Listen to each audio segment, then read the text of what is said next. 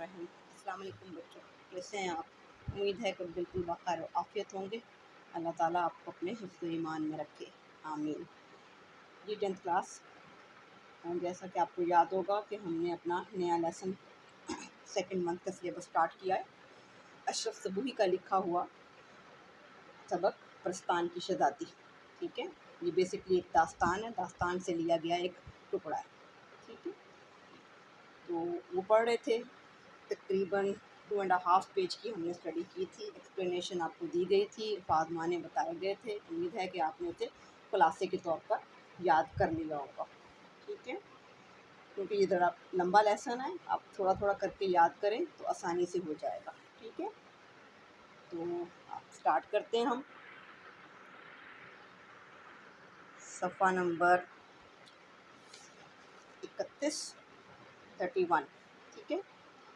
इसके half page से start करते हैं। आपने अल्फाज माने गौर से सुनने हैं और वजाहत ध्यान से सुननी है, ठीक है।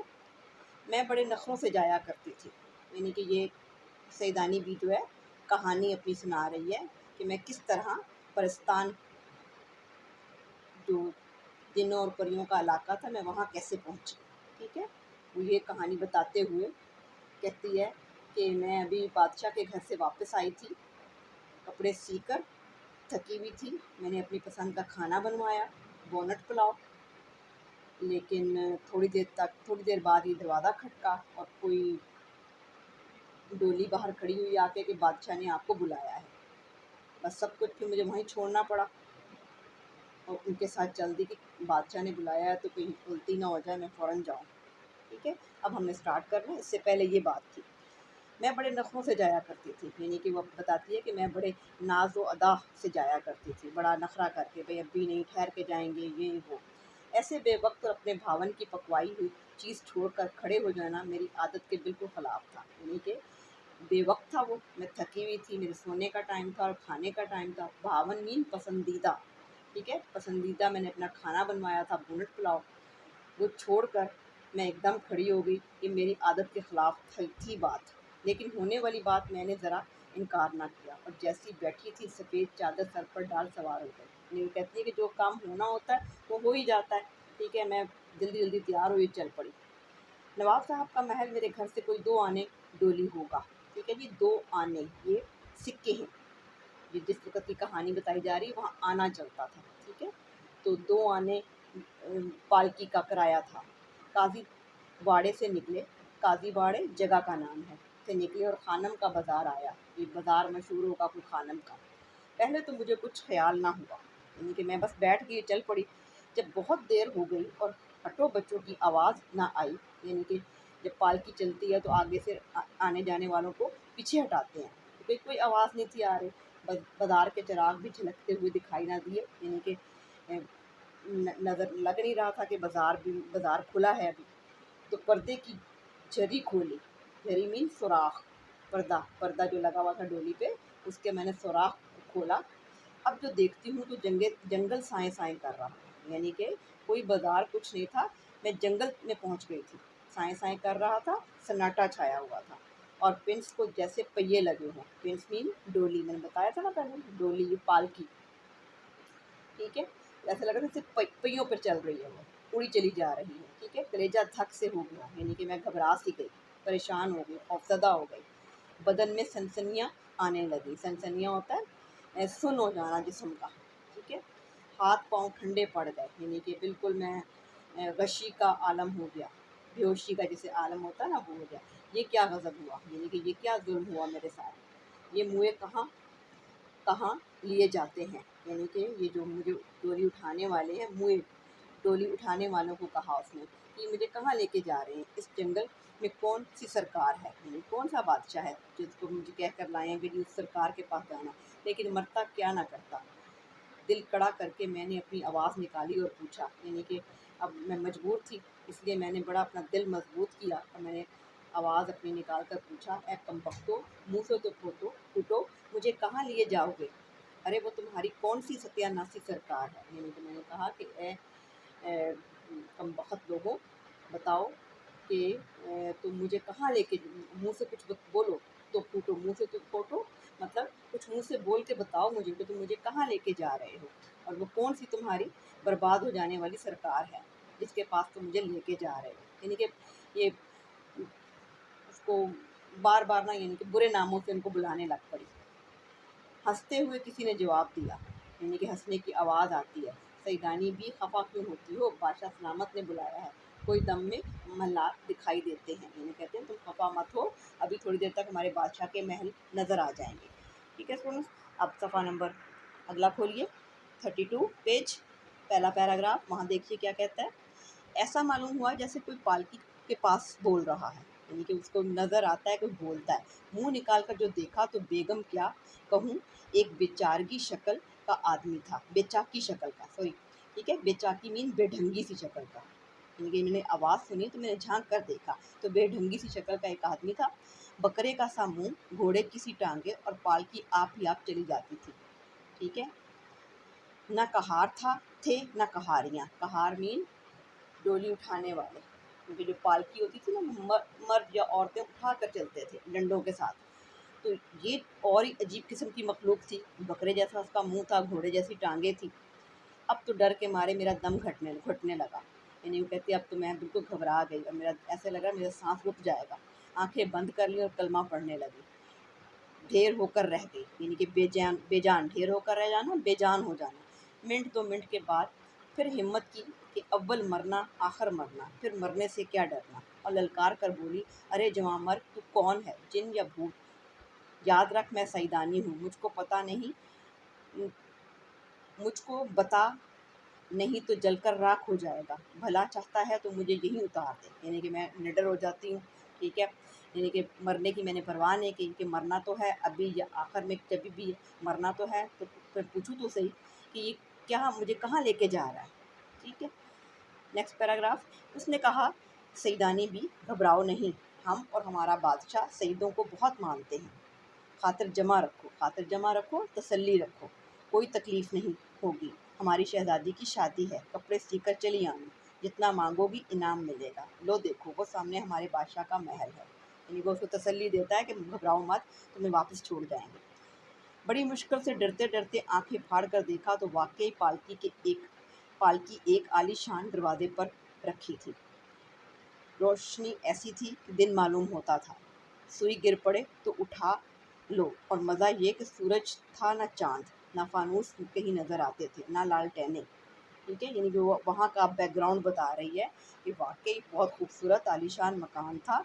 वहाँ पर मेरी पालकी रुकती है, और इतनी शफाफ, यानी कि इतना रोशन वो इलाका था कि सुई भी अगर बारीक सी गिर जाए तो आराम से आप उठा सकते हैं।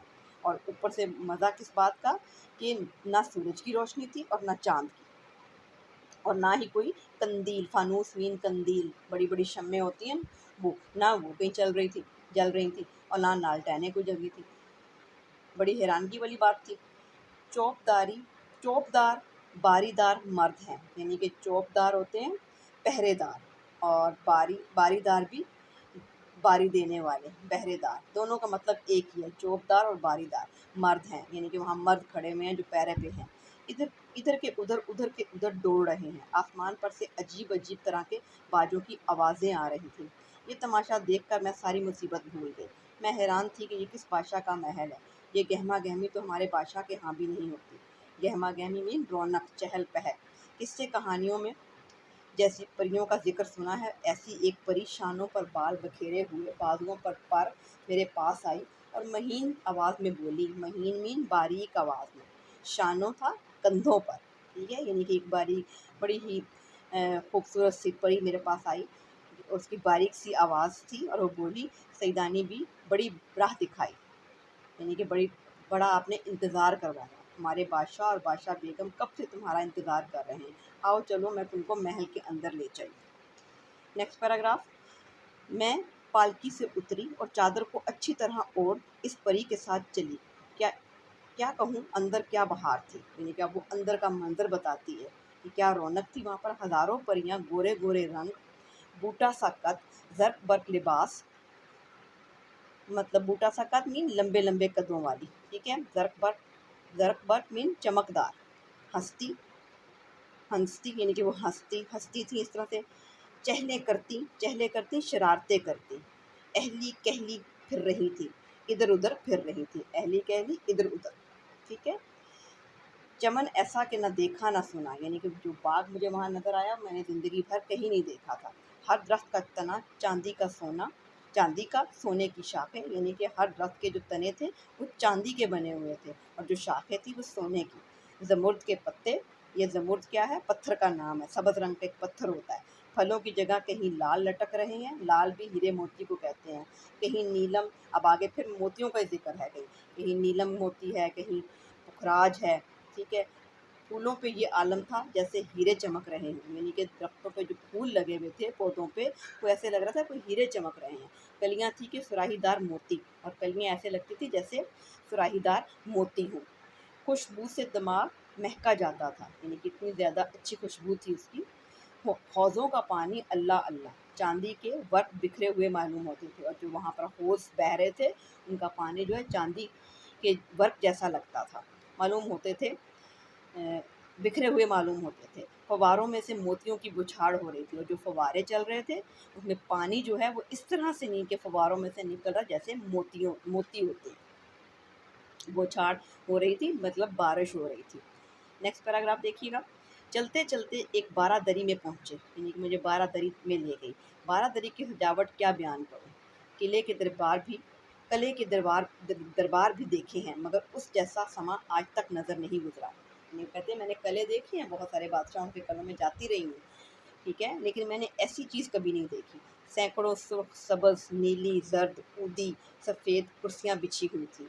ऊदी जो होती हैं मटियाली कलर की होती हैं। ठीक है, बाकी कलर आपको समझ आ रहे हैं सब्ज़ सुर्ख कैसे होते हैं। ऊदी एक कलर है जो मिट्टी के रंग जैसा होता है।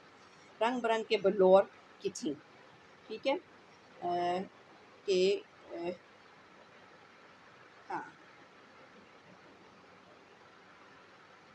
बिल्कुल ऐसे यानी कि रंग बिरंगे शीशों की तरह, ब्लॉर शीशा कहते हैं, शीशा। ठीक है, ऐसा लग रहा था रंग बिरंगे शीशे हैं या किसी और चीज़ की हैं, ऐसी शफाफ के आर पार निगाह हो जाती है, और यानी कि इतना शफाफ साफ सुथरा शीशा था कि नज़र दोनों तरफ जा सकती थी।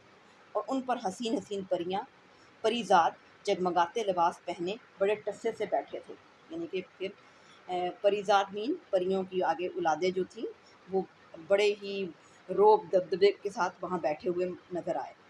बीच में एक नमकरे की नीचे एक बड़े याकूत के तख्त पर, नमकरे कहते हैं ऐसी छत जो कपड़े के साथ बनाई गई हो। ठीक है, तो बड़े याकूत याकूत कीमती पत्थर, उसके साथ एक कीमती पत्थर के साथ थी जिसमें हीरे और पन्ने की पच्चीकारी का काम था। ठीक है, हीरे और मोती, ये पन्ने और हीरे जो हैं ये सारे पत्थर ही हैं। ठीक है, तो पिच्चीकारी का नक्शो नगारी का काम था। बादशाह और बादशाह बेगम अजीब शान से बैठे हुए थे। बादशाह बेगम के पहलू में एक लड़की कोई 14-15 बरस की थी, चेहरा जैसे चौदहवीं रात का चांद, जुल्फ़ें खुली हुई, यानी कि उनके पहलू में इनके उनके साथ एक बहुत ही खूबसूरत सी 14 बरस की बच्ची बैठी हुई थी। ठीक है, और बिल्कुल उसका चेहरा चौदहवीं के चांद की तरह था, खूब रोशन, जैसे चांद होता है ना चौदहवीं का, बहुत रोशन होता है वो। और जुल्फ़े खुली मीन उसके बाल बाल खुले हुए थे। सफ़ा नंबर 33 पे आइएगा। कई रंग के पर और ऐसे चमकदार के आंखें नहीं ठहरती थी, यानी कि उसके ऊपर पर थे उसके, और चमकदार, जिसमें आँख जो है ना रोशनी इतनी ज़्यादा थी कि निगाह ठहरती नहीं थी। सर पर नीम ताज रखे बैठी थी, यानी कि एक बड़ा सा ताज उसने पहना हुआ था। और तीनों की पोशाकें एक रंग की हों तो बताऊं, घड़ी में चार चार रंग बदलती, यानी कि वो कहती जो उन्होंने लिबास पहना हुआ था वो एक रंग के नहीं थी, मिनट थोड़ी थोड़ी देर बाद उनके रंग बदल जाते थे। मैं आगे तो बढ़ रही थी मगर हाथ पांव कांप रहे थे, डर से नहीं हैरानी से।